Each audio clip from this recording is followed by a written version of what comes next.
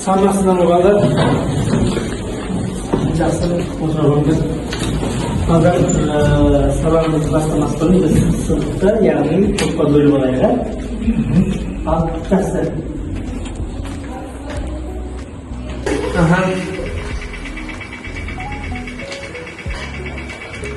Қазір көріп отырсақ, досы бойынша аты жөндерімізді мынау бірінші топ, яғни дос тобы, екінші топ жолдас тобы, үшінші топ бауыр тобына ауысайық жәнеке.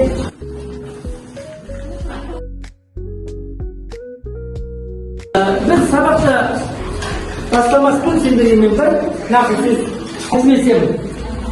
Кімнің досы жақсы болса, өзі де жақсы болады. Кәдімгі өз пікірлерін айтсын десе, мынау нақты сөзге қалай түсіндік? Қажетті. Сенің ортаң қандай болса, сен өзің тікелей соларға қарай еліктеп, өзіңде мінезің тікелей соларға байланысты, соларға ұқсас болады. Тамаша, кімнің қандай тағы қосары бар? Ортаға қарап бой түзейсің. Ортаға қарап өзінің бойын түзейді, яғни жақсылыққа қарай. Жақсы. Екінші, өзіңе қарай достанда күшіңе қарай жүк көтер дейді. Кім айтады? Айта ғой. Өзіңнің мінезіңе қарап, өзіңнің біліміңе қарап дос таңдайсың. Тамаша. Айтқан нақты сөздері жалпы өзіміздің өмірдегі, өзіміздің жанымызда жүрген достарымыз туралы айтылып отыр, иә? Жақсы. Öyleyse балалар бүгінгі біздің сабағымыз тақырыбы қандай болмақ?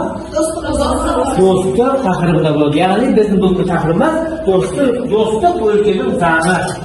Ал оқу мақсатымыз балалар біздің бүгін немен келіп шығамыз? Проблемалық сұрақтарға туындалған мәтіннен деректер келтіре отырып, дәлелді жауап беру, өз жауабын өзгенің жауабымен салыстыру және салыстырып талқылау. Ал енді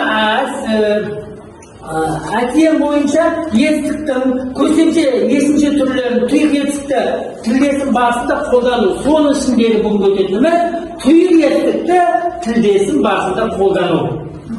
Ал балдар, mesela қазір сабақта біз бір бейне жазба, аудио жазбамен тыңдатайық. Осы аудио жазба бойынша жақсылап мұқият тыңдаңдаршы. Мұхтар Шаханов. Бір қанша салауат досыңды, өмір бізді ерте үйірді бейіне. Сәби кезін білгенетін досыңды, ертіп бардым нағашымның үйіне. Сәбилік шақ, сүттей аппақ кезең бұл, аңғал, бейқам, балуақтай сыңғырлы.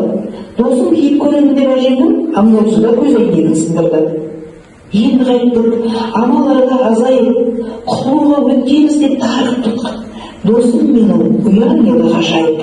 Әжем өте қатал еді жарықтық. Бала мұнша бола екен мазасыз.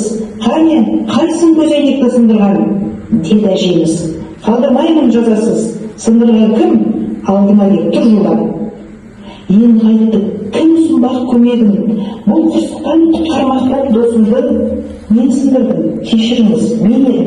Дейді үнсіз төмен салып. Балалар, енді қараңдаршы, біз қазір аудио жазбаны тыңдадық. Енді қалай ойлайсыңдар, әже кімді жаза алады? Немере баласын. Көтереміз? Яғни немере баласын жаза алады. Жақсы. Ал енді қонақ бала көзенекті сындырғанын мойындады ма? Мойындамады, иә? Өлеңнің қандай қорытынды шығарар едіңіздер өлеңнен?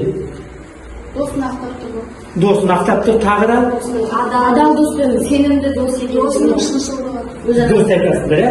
Енді осы тыңдалған аудио жазбаның жауабын тыңдап көрейікші балдар.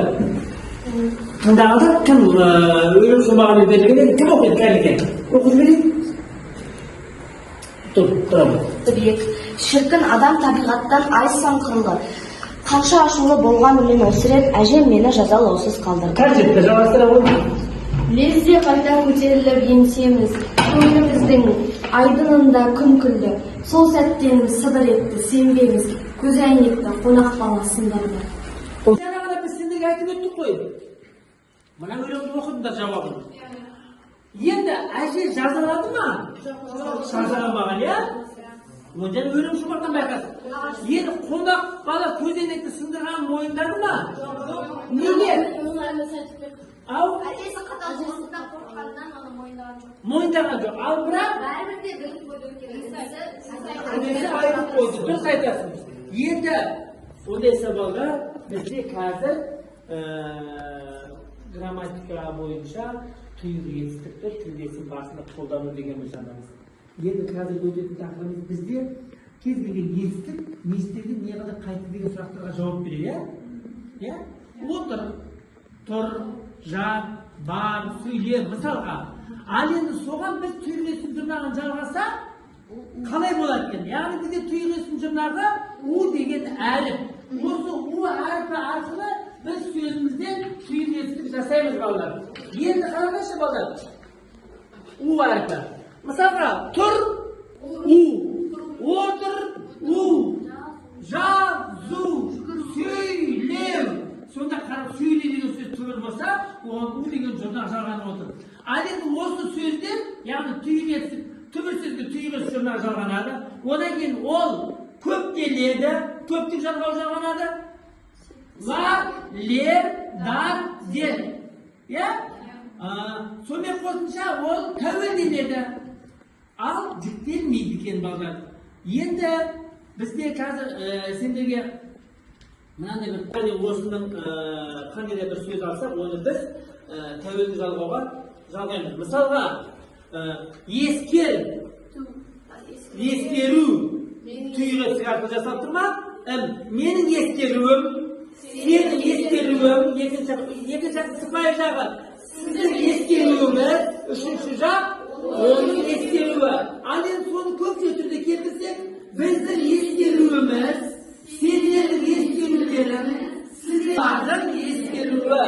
Енді балдар, бізде келесі тапсырма, мынағында жаңа мен сендерге айтып өттім, ол яғни көптенеді, тәуелденеді, септеледі дедім. Атау, іліп, барыс, табыс, жатыс, шығыс, көмектес септігі бойынша, жет септік бойынша біз кез келген етістікті алып, оны біз тәуелді септейік. Мысалға, сынау, сынау, мысалға, атау, не?